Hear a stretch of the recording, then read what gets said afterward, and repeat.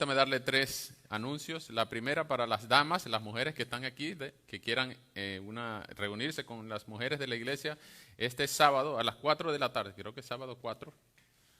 Bueno, el sábado que viene a las 4 de la tarde, todas las mujeres están invitadas.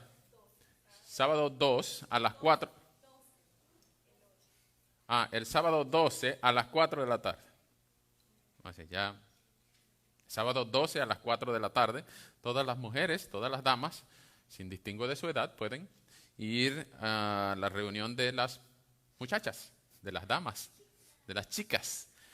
Están todas invitadas. Igual los que se consideren jóvenes aún, no importa si son damas o si son damos, hombres, Rebeca quiere reunirse con ellos después del servicio para planificar o para ver algunas actividades entre jóvenes, puros jóvenes. Juan no está invitado, ni la hermana Lidia, ni Beth, ni Elvis, ni yo tampoco. Todos los que tengan canas no pueden ir a esa reunión. Nos lamentamos. Pero, los viejos somos más. Bueno, sí, puede ser, pero es una reunión solo para jóvenes, así que solo los jóvenes están invitados. Al final del servicio se van a reunir con Rebeca ahí en la salita que está ahí.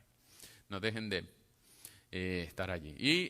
Y creo que no hay niños en la sala, así que Mariví quería reunirse con los niños para atender a los niños y empezar a asistir a los niños con algunas ideas, dibujos y algunas lecciones bíblicas. Pero no hay niños en la sala, así que vamos a estar entre grandes. Y ya que estamos entre grandes, hemos estado estudiando la Biblia, como hemos dicho, desde el Génesis hasta el Apocalipsis. Hemos cubierto ya 2 libros de la Biblia, todo el Génesis, todo el Éxodo. Terminamos con el tabernáculo, el lugar de la presencia de Dios del tabernáculo al final del Éxodo y la institución de la figura del sumo sacerdote, que esa era una tipología de lo que Cristo sería según Hebreos, el libro de Hebreos. Entonces, ya vimos que el tabernáculo tenía un equipo de sacerdotes que trabajaban allí, pero ¿qué iban a hacer ellos? Y ellos se preguntaban, ¿y ahora qué hacemos? Bueno, ya tenían todo el tabernáculo, tenían todo armado, tenían todas las vestiduras sacerdotales, ¿y ahora qué hacemos? De eso trata el próximo libro que vamos a estudiar hoy, la semana que viene, y la otra semana. Levítico, Números y Deuteronomio son parte de las instrucciones de Dios para el pueblo de Dios. Cómo quería Dios que se relacionara el pueblo pecador con el Dios santo. Esas son las instrucciones de Dios. Al mismo nivel de detalle del tabernáculo, las instrucciones de Dios para que el pueblo se relacione con el Dios santo. Es la revelación de Dios, cómo quiere Él que los humanos, en este caso su pueblo, se aproxime, se hable con Dios. Esto es una subserie dentro de la gran serie que estamos viendo, el Gran Panorama Divino. Es una subserie que se llama El Pueblo de Dios. Dios está armando su pueblo y Dios está dando la ley. En estos 2 libros, Levítico y Números, va a dar la ley. Dios está enseñándoles cómo quiere relacionarse con su pueblo, y entonces en los próximos 2 libros de Deuteronomio y Josué,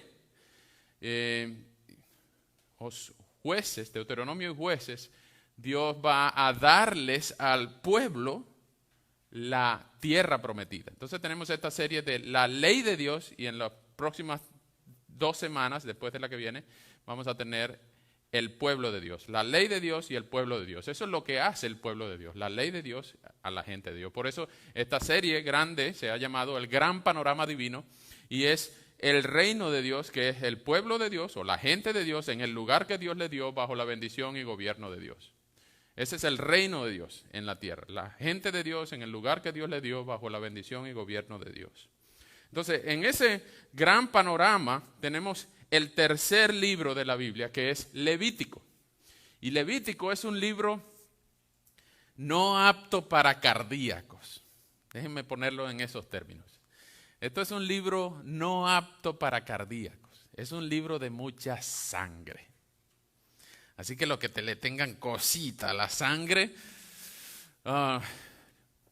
lo pueden leer en sus casas, pero vamos a tratar algunos temas que ustedes van a darse cuenta que de verdad Los que sufren de hemofobia incluso a algunos les da asco leer este libro. Es el tercer libro de Moisés, lo escribió Moisés aproximadamente en el 1500 a.C. y es un libro que todo se desarrolla en el monte Sinaí a lo largo de aproximadamente un año. Hemos preparado un documento que se llama el Panorama General del Libro de Levítico, lo tienen algunos en sus trípticos, y ese panorama cuenta que ese libro tiene dos grandes divisiones. Las dos grandes divisiones, la primera es los capítulos del 1 al 17, que es el camino hacia Dios, y del capítulo 18 hasta el 27, el final del libro, es el camino con Dios. Repito, los capítulos 1 al 17 es el camino hacia Dios y los versículos finales del 18 al 27 es el camino con Dios. En otras palabras, el camino hacia Dios es como Dios preparó el acceso hacia Él para que los humanos, en este caso su pueblo, se aproximara a Dios. ¿Cómo quiere relacionarse Dios? Siempre fue iniciativa de Dios. La revelación siempre fue iniciativa de Dios. Porque dice que nadie busca a Dios, no hay justo ni a uno, no hay quien haga el bien. Entonces Dios preparó el camino para que los humanos pudieran acercarse a Él. Entonces Él preparó el camino hacia Él, pero no solamente preparó el camino hacia Él, sino que después de darles la ley, Él dice, yo quiero que ustedes caminen así. Y hay un versículo en el capítulo 19 que dice, ustedes tienen que ser santos. El capítulo 19, versículo 2 dice, ustedes tienen que ser santos porque yo soy santo. Ustedes no pueden relacionarse conmigo si no están en una condición santa. Porque cualquiera que entre en mi presencia con pecado será destruido, muerto. Vamos a ver un ejemplo muy vívido. Así que como les hice la introducción, vamos a ver esos dos puntos nada más. Y vamos a tener muchos detalles en cada uno de esos dos puntos, así que les aconsejo, si están tomando notas, usen este panorama que les di y ustedes pueden rayarlo como ustedes quieran y si tienen alguna duda podemos conversarla al final. Permítanme orar. Vamos a hablar de este libro tan importante, necesitamos la dirección de Dios. Oremos. Señor, tú que eres un Dios santo y te revelaste a tu pueblo y les exigiste ser santo porque tú eres santo. Nosotros aquí también, Señor, creemos ser tu pueblo, tus hijos, y también queremos ser santos porque tú eres santo. Rogamos tu dirección en esta tarde y que tu nombre sea glorificado, que los pecadores sean humillados, pero que la gloria del Salvador sea resaltada de una manera impresionante en esta tarde. Oramos que este libro edifique nuestras vidas y que nos enseñe cómo llegar a ti y cómo caminar contigo. Y eso te lo rogamos en el nombre de nuestro gran y único sumo sacerdote, Jesús el Señor, y en quien sus méritos nosotros nos aferramos y por eso podemos hablar contigo. En el nombre de Él, nuestro Señor Jesús. Amén. Bien, alguien preguntó una vez, ¿por qué Jesús tuvo que morir en una cruz? ¿No pudo haber muerto ahogado cuando caminaba sobre el mar? ¿O no pudo haber muerto apedreado cuando quería el Sanedrín zumbarle las piedras? ¿O no pudo haber muerto de un infarto? ¿Por qué Jesús no pudo haber muerto de un flechazo, ahorcado, estrangulado por los romanos? ¿Por qué Jesús no pudo haber muerto de una manera que no fuese esa muerte horrenda, horrorosa y derramar toda su sangre, al punto de que le enterraron una lanza y lo que botó agua con sangre? ¿Por qué tuvo que haber sido así? Bueno, muchos años antes de la muerte de Jesús, aproximadamente 1500 años antes, se había en el libro de Levítico establecido que la vida de una persona está en su sangre. No puede Jesús morir de otra forma que no sea derramando su sangre. Y aquí vamos a entender al menos tres conceptos muy importantes. El concepto de la expiación. La expiación es quitar, remover los pecados de una persona. El camino hacia Dios es preparado por un concepto que se llama justificación. Y el camino con Dios, que es el segundo punto, es un concepto que se llama santificación. Y ustedes pueden rayar su ayuda visual, su panorama que les hemos dado, como ustedes quieran. Entonces vemos que Jesús murió y derramó hasta su última sangre, porque ya estaba dicho que la vida de una criatura, de una persona y hasta de un animal estaba en la sangre. Y eso lo podemos ver en el capítulo 7, perdón. Ya les voy a decir. En todas las leyes que vamos a leer, está dicho en el capítulo 16 y en el capítulo 17, específicamente en el versículo 11, que la vida de todo ser está en la sangre. Ya les he dado a ustedes la sangre para que sobre el altar se haga expiación por ustedes. Por medio de la sangre misma se hace expiación por ustedes. Y ahí empezamos a ver el concepto de la expiación. Vamos a ver que este libro tiene esas dos divisiones principales: el camino hacia Dios y el camino con Dios. Y el camino hacia Dios fue preparado por el mismo Dios. Los capítulos 1 al 17 es lo que se establece como el acceso, dos accesos, del sumo sacerdote al lugar santo y del pueblo al tabernáculo. Vamos a ver parte por parte los rituales de adoración que se establecen en los capítulos 1 al 17.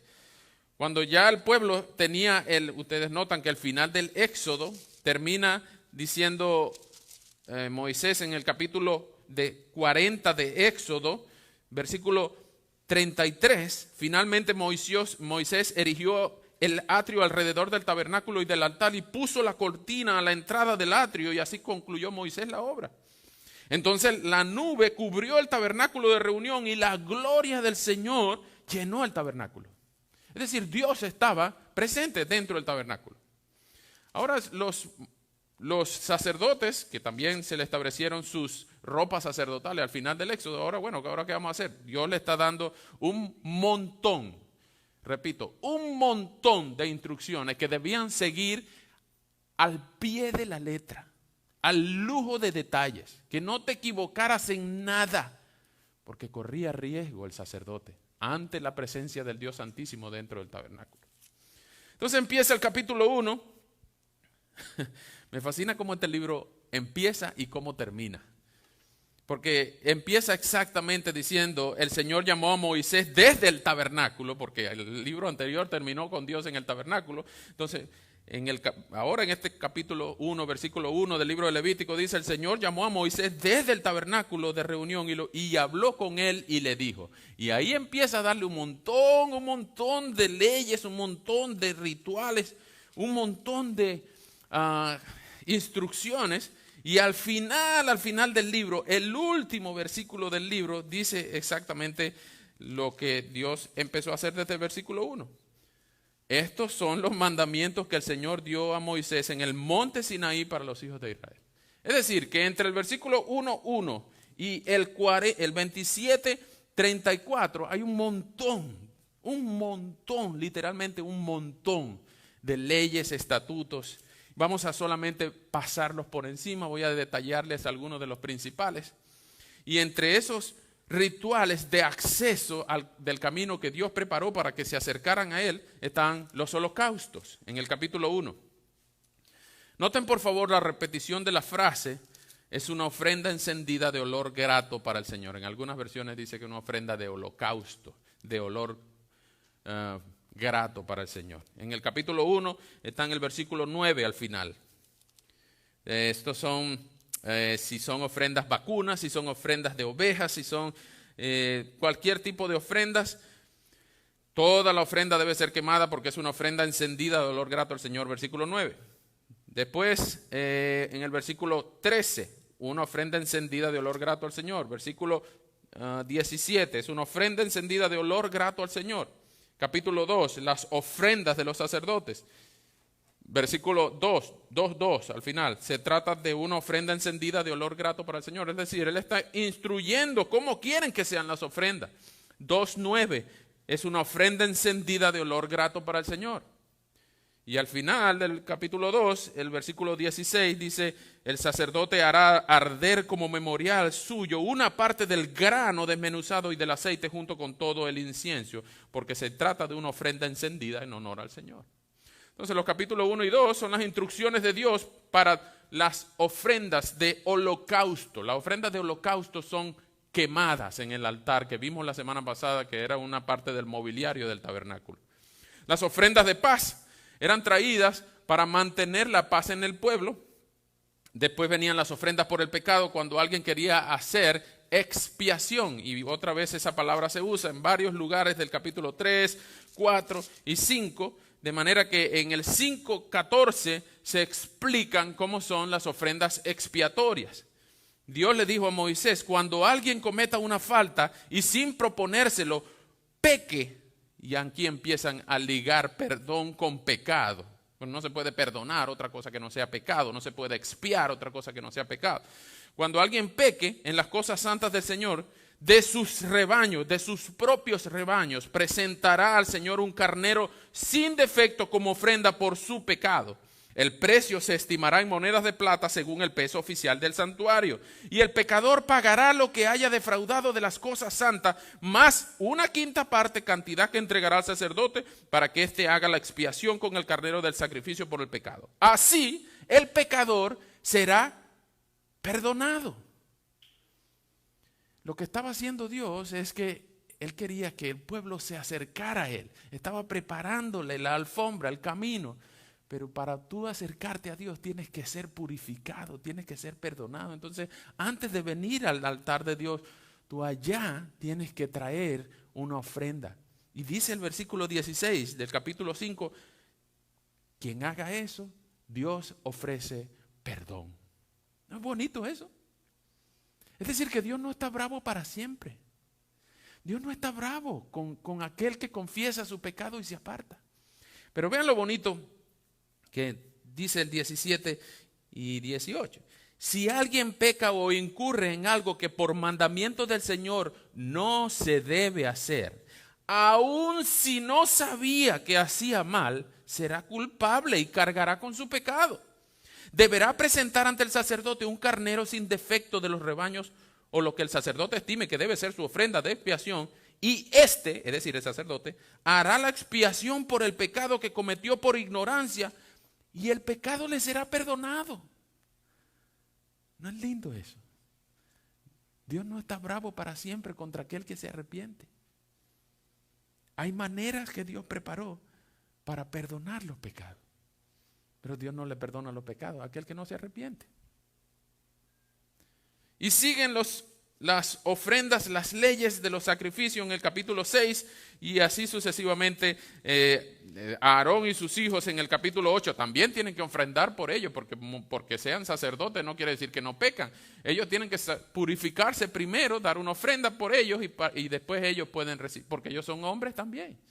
Y ellos tenían que purificar sus pecados para poder sacrificar las ofrendas del pueblo o los holocaustos del pueblo. Así el capítulo 8 y 9 tienen que ver con eso y tenían que seguir esos holocaustos, esas normas al pie de la letra, porque Dios se las dio a Moisés en el Sinaí y Moisés las escribió y después se las instruye a Aarón y a sus hijos. Pero entre todo este montón de detalles, entre toda esta receta de reglas, de normas por seguir, no todo siempre salió bien. En algún momento los hijos de Aarón, Nadab y Abiú, también quisieron hacer lo que su papá hacía. Y yo también quiero ofrecer un holocausto. Yo también quiero ayudar a papá. Yo también quiero ser sumo sacerdote. El capítulo 10, versículo 1, dice que no siempre salió bien todo, sino que, capítulo 10, versículo 1, Nadab y Abiú, hijos de Aarón, tomaron cada uno un incensario y pusieron fuego e incienso en ellos y ofrecieron delante del Señor un fuego extraño que Él nunca, es decir, Dios nunca les mandó a ofrecer. Entonces,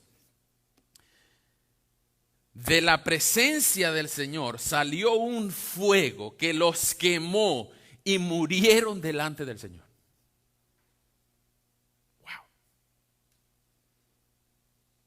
Aparte que Dios prepara el acceso y dice, yo quiero que ustedes vengan a mí con estas normas, exige un nivel de detalle impresionante, que el que no lo cumpla, ahí queda. ¿No les da terror eso a ustedes? ¿No piensan ustedes que Dios es un Dios de terror? Que uno tiene que tener cuidado por no lo vaya a ofender, no vaya a hacer que se aire. Hay mucha gente que cree que Dios es así. Y saben, mucha gente que critica al Dios del Antiguo Testamento dice, no, ese es un Dios de ira, ese es un Dios increíblemente bravo. Uno no sabe si puede ofrecerle una ofrenda porque se va a poner bravo y me va a matar. Hay gente que piensa así. Pero recuerden que Dios es el que ha preparado el camino. Dios fue el que dio las leyes. Dios es el que dijo, vengan y háganlo así. Será mucha molestia aprovecharse de que Dios tomó la iniciativa, de que Dios hizo lo que era imposible, incluso abrir el mar y sacarlos de la esclavitud, e incluso escribir las normas, y solo nosotros tenemos que cumplirlas. Es mucho pedir. Nadab y Abiú quedaron ahí quemados en la presencia de Dios por desobedecer las normas de Dios. No solamente eso, sino que el pasaje, el capítulo entero, se le exige a Eleazar e Itamar y también a Aarón no guardar luto por Nadab y Abiú. Porque si los sacerdotes se entristecían, hay un precepto que dice que tal es el sacerdote, tal es el pueblo. Y si los sacerdotes se entristecían, el pueblo también se iba a entristecer. Entonces dice el texto que los sacaron, los arrastraron.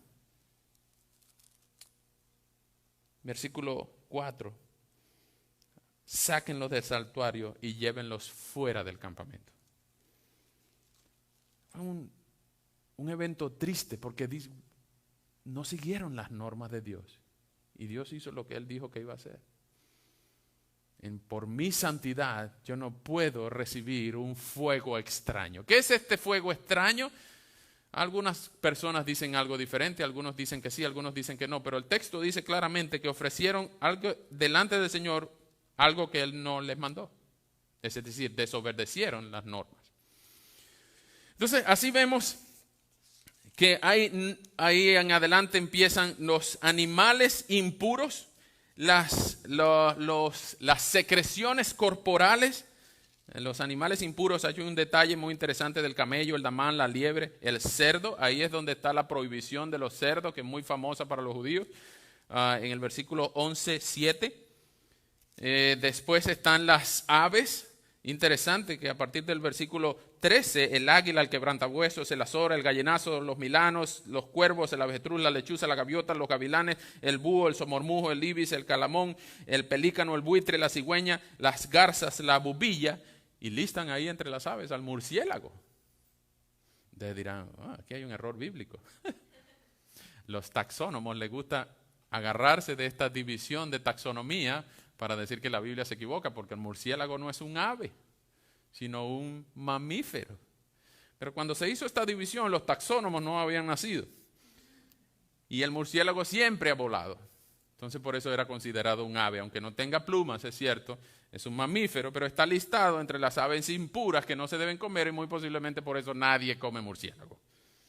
Ahí está, todos los insectos de 4 patas, aunque tengan alas, también son impuros. Los animales en el 11:29, la comadreja, el ratón, las ranas, el erizo, el cocodrilo, el lagarto, la lagartija y el camaleón, todos son animales impuros. Y ustedes dirán, ¿y nosotros también tenemos que cumplir eso? Porque hay gente que come avestruz, hay gente que come cocodrilo, hay gente que come ratón. Bueno, no aquí, pero en otros lados sí hay gente que come ratón. ¿Y qué le podemos decir? ¿Que están pecando por comer esos animales impuros? Ya va, tiempo. Ustedes deben ponerse en el contexto en que fue escrito este libro. Ellos estaban en el desierto y estaban siendo provistos con una especial provisión de Dios llamada maná. Ellos no tenían necesidad de comer otra cosa que no sea lo que Dios les estaba dando. Y no solamente eso, vemos ahora que a partir del capítulo 12, 13, 14 y 15, empieza a Dios a establecer qué se hace con las secreciones corporales.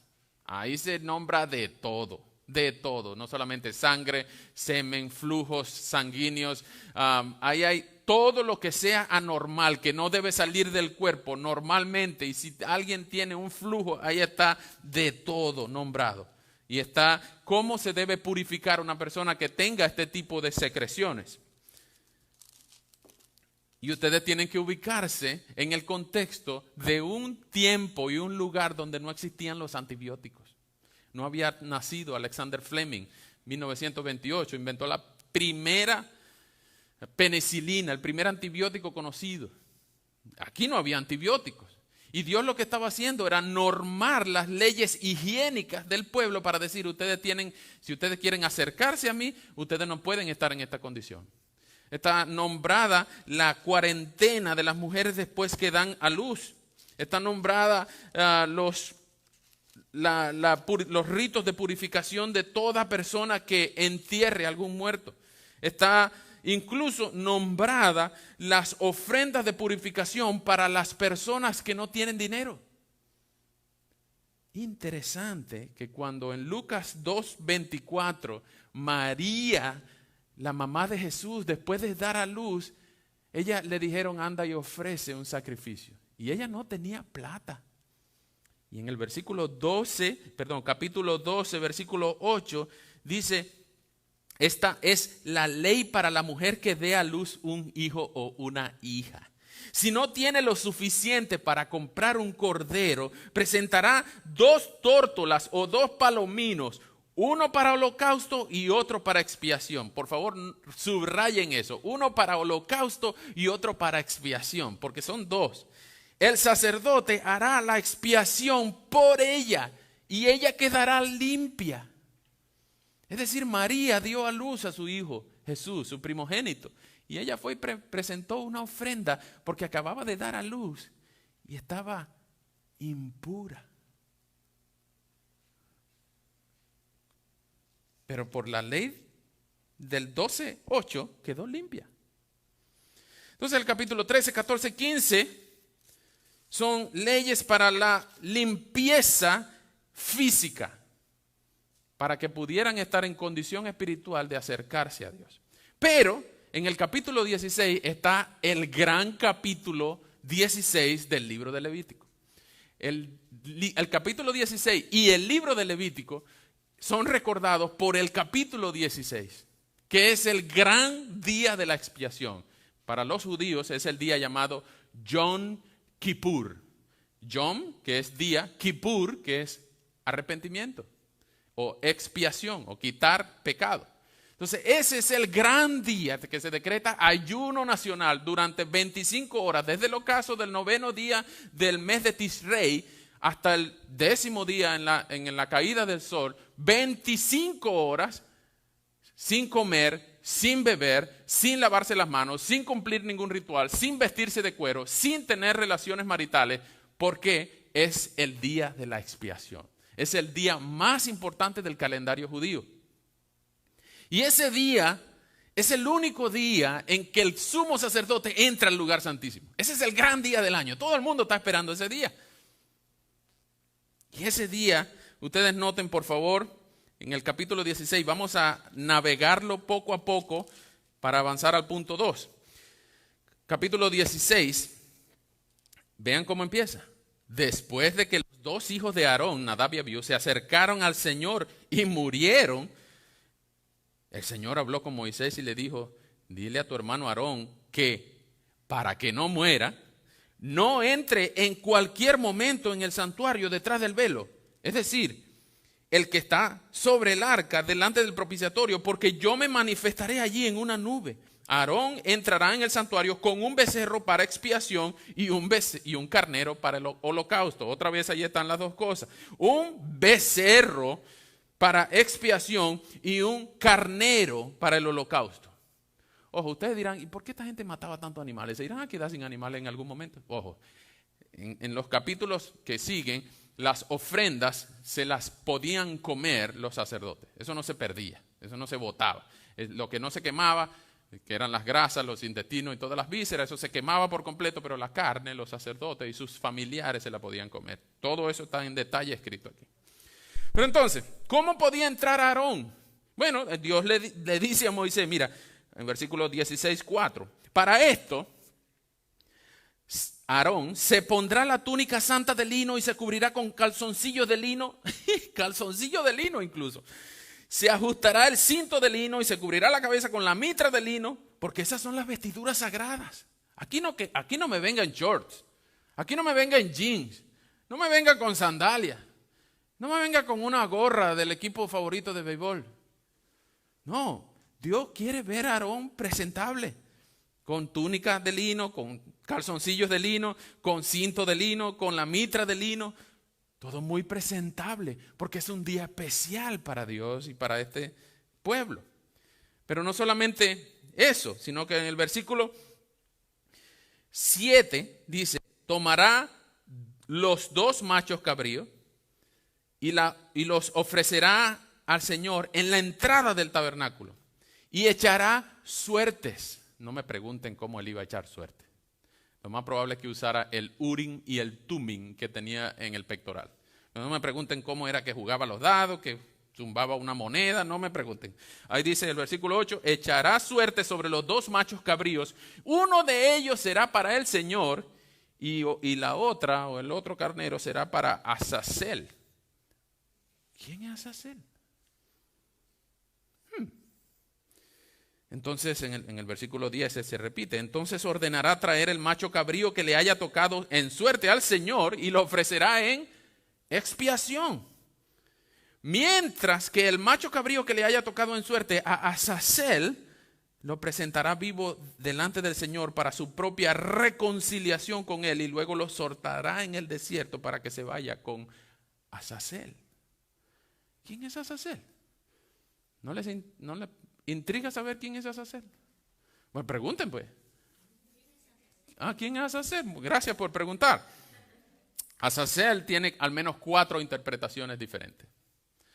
Ustedes ven que en el pasaje Aarón tiene que matar 2 machos cabríos, pero no mata a los 2, sino que echa suerte y solamente mata a uno para hacer expiación a Dios. Y en el versículo 20, dice que cuando Aarón termine de hacer la expiación por el santuario, el tabernáculo de reunión y el altar, mandará a traer el macho cabrío que había quedado vivo, el de Azazel.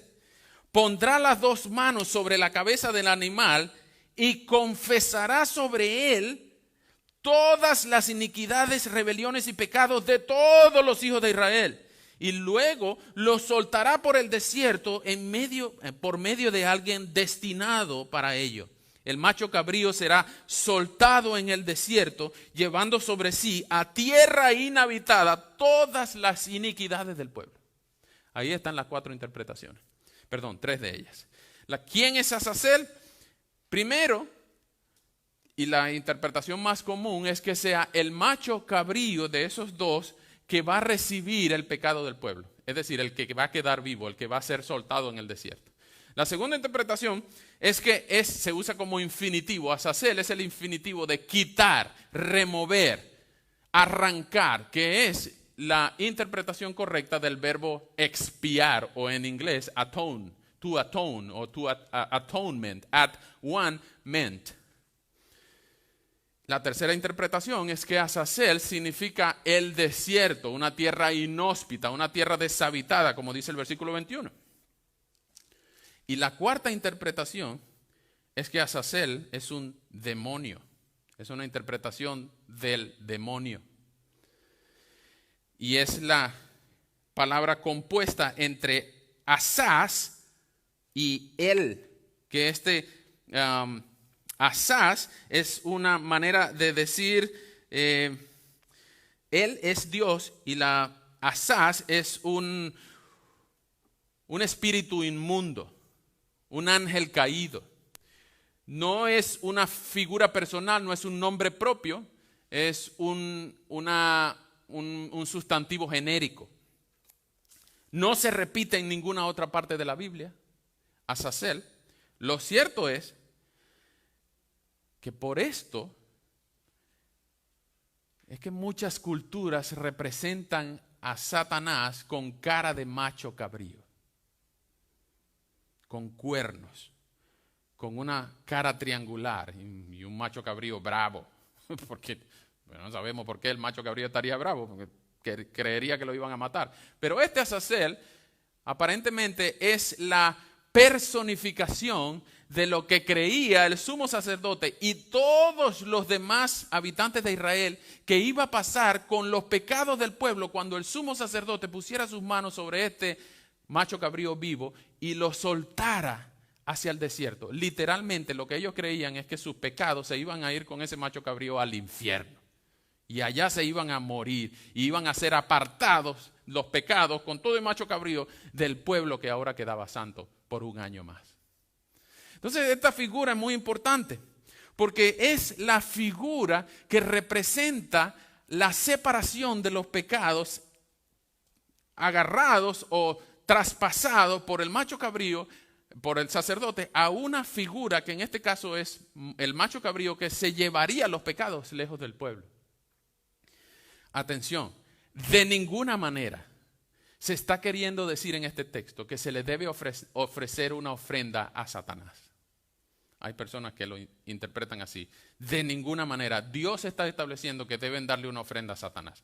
De hecho, lo que está pasando aquí es que este acto de la expiación es quitar los pecados del pueblo a través del sumo sacerdote y transferirlos a este macho cabrío vivo. Y algunas personas pensaran, y la cultura judía lo que hacía era que este macho cabrío se moría o de hambre, o de sed, o de caerse por un barranco, porque nadie lo iba a cuidar. Esa persona que dice el versículo 21 lo iba a abandonar en el desierto, y se esperaba que ese macho cabrío muriera muy pronto. Y así se expiaba el pecado del pueblo. Así se expiaba primero el sumo sacerdote y después el pecado del pueblo. Y eso todo se hacía porque Dios lo estableció así. Ese es el camino hacia Dios. El camino que Dios preparó. El reto aquí, para avanzar al segundo punto, el reto es la relación de Dios con su pueblo. El reto es la relación de Dios con su pueblo.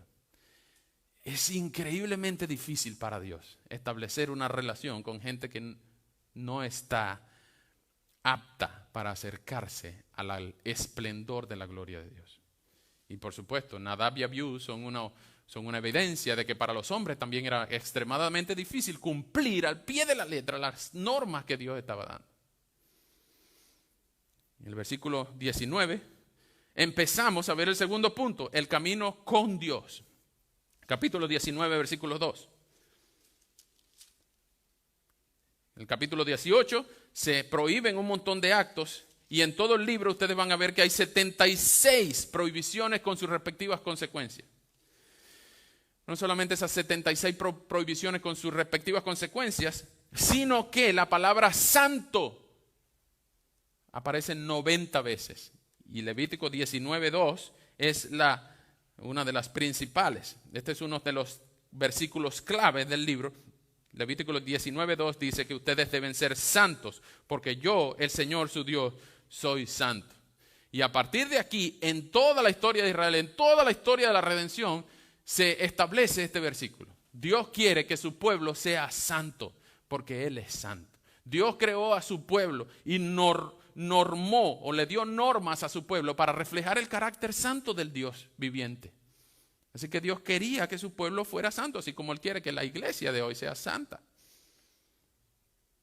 Y empiezan todas las leyes de santidad y justicia, y en el 19:18 Dios establece lo que Jesús después resumió como el resumen de los 6 mandamientos de la segunda tabla, que es el 19-18. Ama a tu prójimo como a ti mismo. Yo soy el Señor. En 19-18 está la exigencia de que entre el pueblo deben amarse. Pero no solamente eso, sino que se vuelven a dar los mandamientos de las leyes civiles ceremoniales. Y empieza un caso ¿se acuerdan aquel caso donde en una mujer en el Nuevo Testamento, en uno de los evangelios, Jesús le trajeron una mujer encontrada en adulterio para que Jesús dijera, ¿qué vamos a hacer con esta mujer si ella es encontrada en adulterio? ¿Qué dice? Moisés dice que debe ser apedreada. ¿Qué dices tú? Para ponerlo a prueba. Y aquí en el capítulo 19, a partir del versículo 20, dice, si alguien se acuesta con una esclava que ya esté desposada, pero que no haya sido rescatada ni haya recibido la libertad, ninguno de los dos morirá porque ella no es libre, pero los dos serán azotados. Por eso Jesús le dice a aquella mujer, ¿dónde están los que te condenan? Ni yo te condeno, porque no habían traído al hombre con quien ella estaba cometiendo aquel adulterio. Si es verdad, Jesús condena el adulterio y por eso le dice, vete y no peques más. Pero Jesús le dice a los hombres que la estaban acusando, el que esté libre de pecado, el que tenga una capacidad moral para juzgarla a ella, el que esté perfecto, en condición santa, sin mancha, que lance la primera piedra. Y uno a uno, dice el texto, fueron dejándola. Entonces, Dios preparó el camino hacia él, pero también Dios quiere que vivan con él de una manera muy particular. Tienen que ser santos. Ahora en el capítulo 20, versículos 7 y 8. Ustedes deben consagrarse a mí y ser santos, porque yo soy el Señor su Dios. Cumplan mis mandamientos y pónganlos en práctica. Yo soy el Señor que los santifica. Aquí viene la santidad de los sacerdotes, 21, en el 22 la santidad de las ofrendas, en el 23 la fiesta que Dios quiere que hagan al menos 10 fiestas durante el año. El aceite de las lámparas en el camino 24, en los panes de la proposición y el castigo para la blasfemia. Muy importante el capítulo 25, donde al año número 50 de toda la historia, cíclicamente se va a cumplir un año del jubileo. Se llama el año del jubileo, el año número 50, en los múltiplos de 50 después de haber llegado a la tierra de Canaán. En el capítulo 25, versículos 10 y 11 dice que el año 50 será declarado año sagrado y ustedes anunciarán la libertad para todos los habitantes del país. Será para ustedes el año del jubileo y cada uno de ustedes volverá a su familia y a su patrimonio familiar. El año 50 será para ustedes de jubileo. No sembrarán, no cosecharán lo que la tierra produzca de manera natural, ni vendimiarán sus viñedos, para que la tierra repose y para que los esclavos vuelvan a ser libres. Las tierras vuelva a ser de sus poseedores, de sus dueños naturales. Dice que ellos no podrán vender la tierra no se venderá perpetuamente porque la tierra es mía, dice el Señor. Y así, en el capítulo 26 y en el capítulo 27, que es el final, se establecen las condiciones y las consecuencias de los rescates de la tierra y de los esclavos. Así que vemos que Dios preparó el camino hacia él y preparó el camino con él. Y ustedes van a caminar por el desierto. Recuerden que el tabernáculo, con todas sus normas, era portátil. Y había que desmontarlo y armarlo en otro lugar, pero Dios quería que se mantuviera todo este montón de normas y leyes.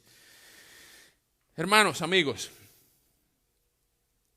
ha sido dicho muchas veces que el Levítico es culpable de que la gente no le guste leer la Biblia. ¿Cuándo fue la última vez que tú leíste el libro de Levítico? O porciones amplias de ese libro. Muchas personas dicen que este libro no es para nosotros hoy. No tenemos por qué leer el libro de Levítico. Pero ¿sabes qué? Es el libro que más explica lo que es la expiación, la justificación y la santificación en todo el Antiguo Testamento. En el Nuevo Testamento hay un libro que se parece a este libro, que es el libro de Hebreos. El libro de Hebreos ha sido dicho que es el Levítico del Nuevo Testamento. Y en el libro de Hebreos, a partir del capítulo 9, se establecen una serie de preceptos y normas que ya no son del Antiguo Testamento, no son solo para el pueblo de Dios, sino para ahora el pueblo de Dios en el Nuevo Testamento. ¿Quién es el pueblo de Dios en el Nuevo Testamento? La iglesia. Eso sí tenemos que cumplirlo. Y yo quiero, por favor, que ustedes me acompañen a leer una sección de Hebreos 9. Porque en Hebreos 9, vamos a leer a partir del versículo 9. Jesús dijo en Juan 19:20, consumado es.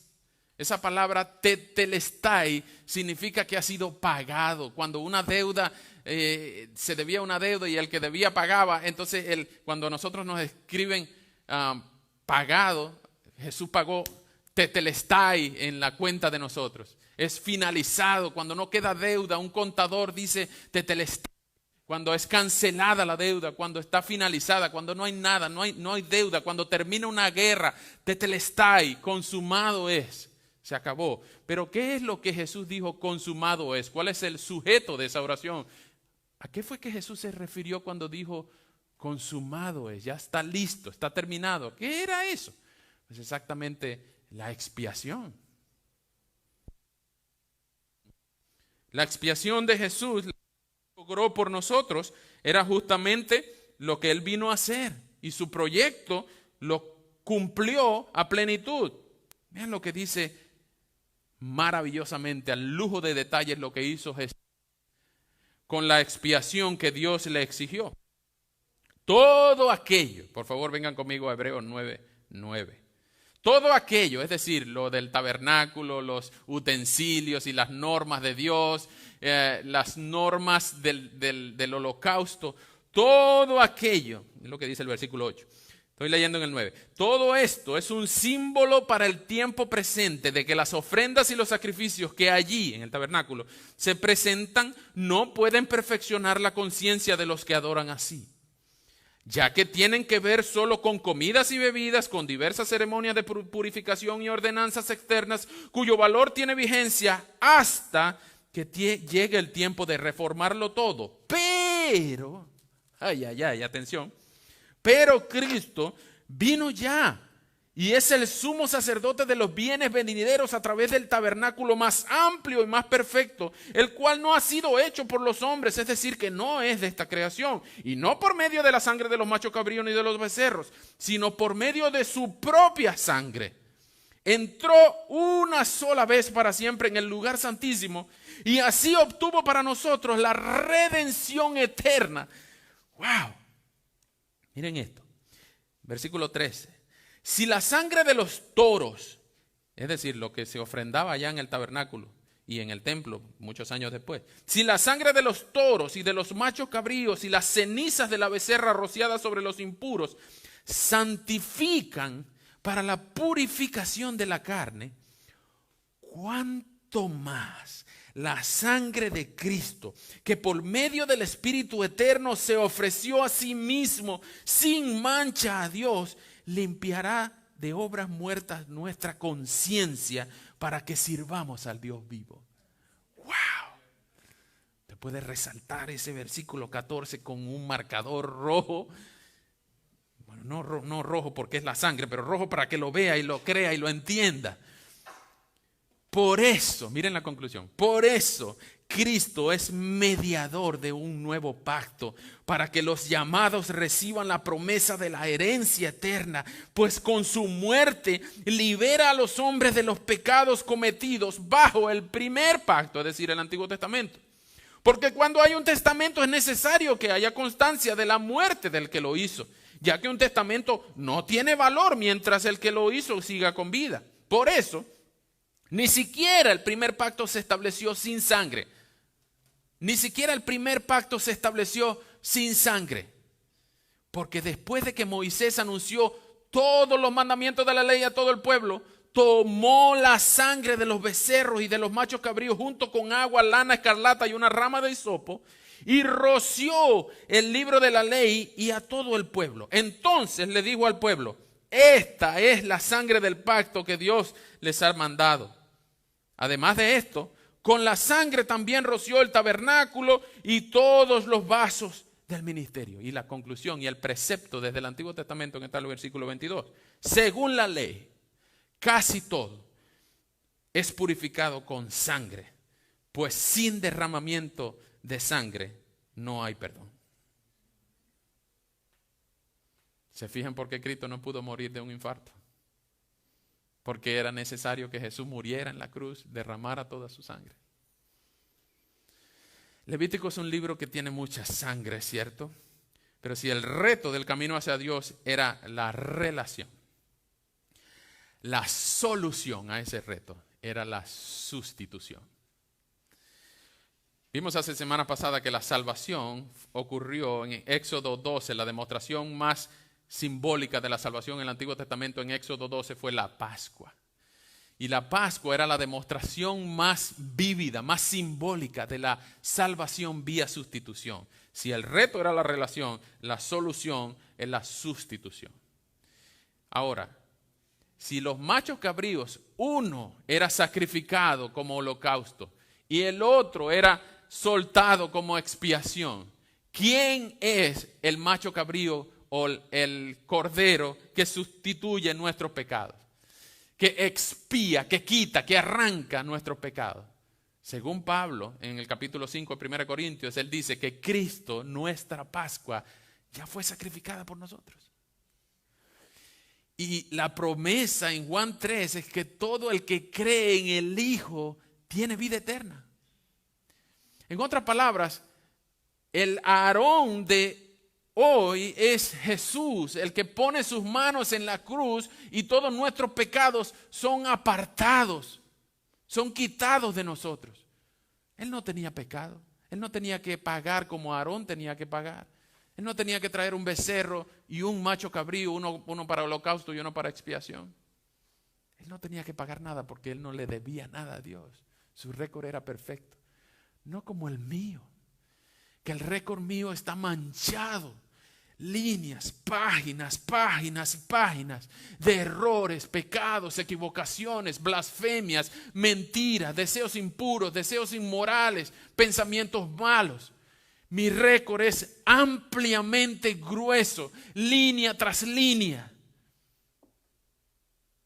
Pero el texto bíblico dice que todo ese récord, todo el acta de decreto que era contraria contra mí y que Dios usaba para alejarme de él, Jesús la clavó en la cruz y la blanqueó, exponiendo a todos los enemigos al escarnio, diciendo: yo vencí, consumado es. Alejandro, y todo el que crea en él es mío por la eternidad. Y el Espíritu Santo sella esa promesa.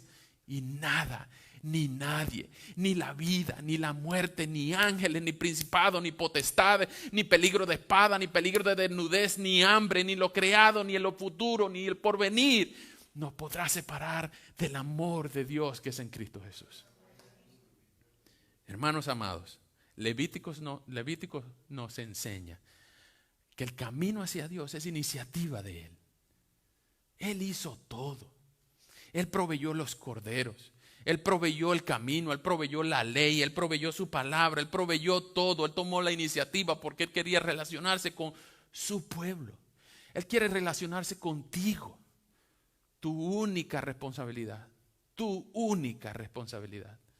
es creer. Creer. Arrepentirte de tus pecados. Confiar en Él. Porque creer no significa creer que Él existe. Hasta los demonios creen que Él existe. Pero confiar en Él, única y absolutamente para salvación. Pon tu fe en Él. Deja el pecado atrás. Ni el pecado no es tan atractivo como la gloria del Dios viviente. Y si Él es tu Salvador, si Él es tu sumo sacerdote, Él pagó por ti. Y no hay nada ni nadie que te pueda apartar de Él. Pon tu fe en Él. Y Él sabrá hacer contigo muchas bendiciones.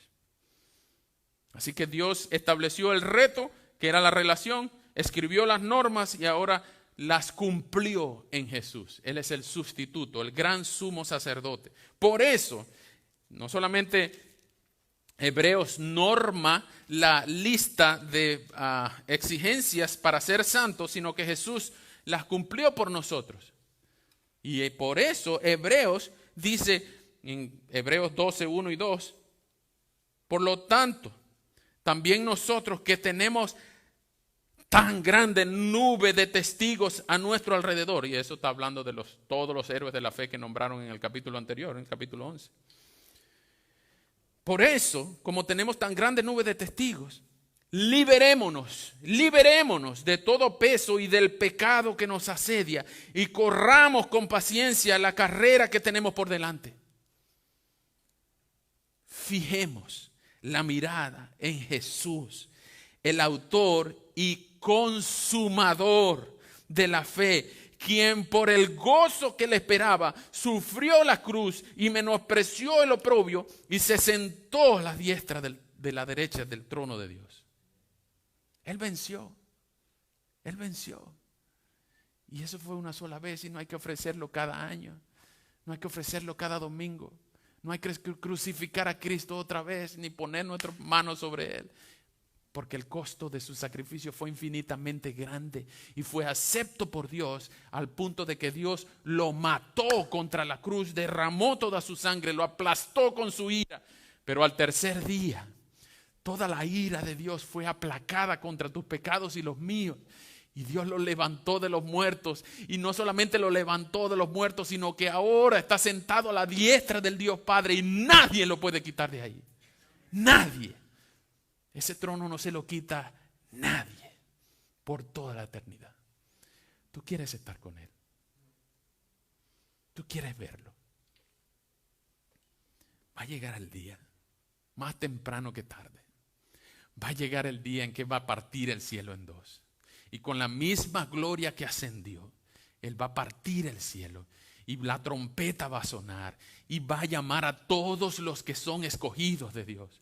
A todos aquellos cuyos pecados fueron expiados, a todos aquellos por los que Él pagó en la cruz, a todos aquellos que han confiado en Él para salvación y dicen: vengan, hijos míos, vengan al reino eterno de su Padre preparado, vengan, que así como en el Levítico yo preparé el camino para estar con ustedes, ahora yo lo vengo a buscar a ustedes porque yo los sustituí en la cruz. Vengan por toda la eternidad a gozar de las moradas celestiales y de la presencia del Dios Padre por siempre.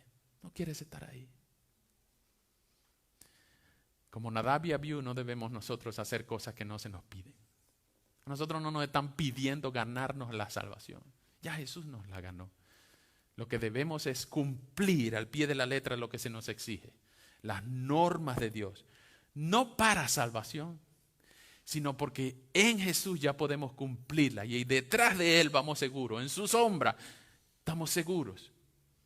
Y haciendo eso, nosotros no vamos a ser quemados como Nadab y Abiú.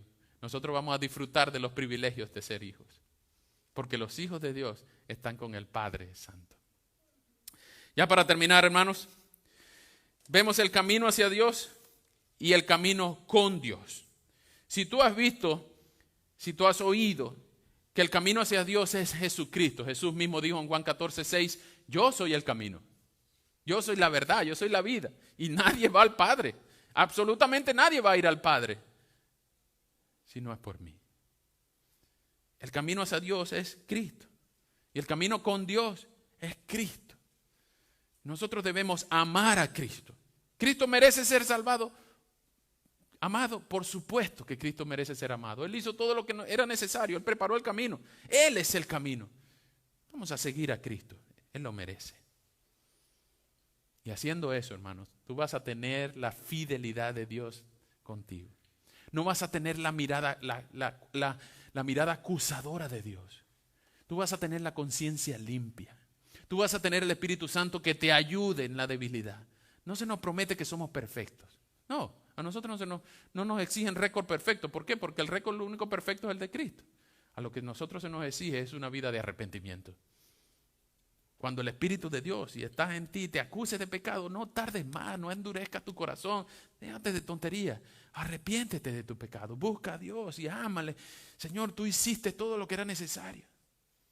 Yo quiero amarte, yo quiero servirte. Hay un hermano ahí fastidioso que no se lo merece amar. Sí, nosotros debemos perdonar, debemos amar, debemos ser conocidos por arrepentimientos, por amarnos unos a otros. Y haciendo eso, nosotros vamos a disfrutar la vida en abundancia que Él prometió. Así que no debemos esperar a llegar al cielo para empezar a disfrutar la vida que Jesús diseñó para nosotros. Podemos disfrutar la vida desde ahora. Y viviendo así, estaremos amando a Dios. Así que bueno, ¿saben de dónde salió esa frase? Ahora saben de dónde salió esa frase, el chivo expiatorio. El chivo expiatorio es ese chivo que se lleva los pecados, que paga las culpas que no tiene, que libera de culpa a otros. Ese es el chivo expiatorio, el que se lleva las culpas, las cargas. Sería muy despectivo decir que Cristo es nuestro chivo expiatorio, pero Él es nuestro Cordero Pascual. ¿Has puesto tu confianza plena en Él? Él es el Cordero que quitó tus pecados. Oro que cada día, y es mi oración y la de muchos aquí, que cada día muchos lleguen a confiar en Cristo como su Cordero que quite su pecado. Vamos a orar.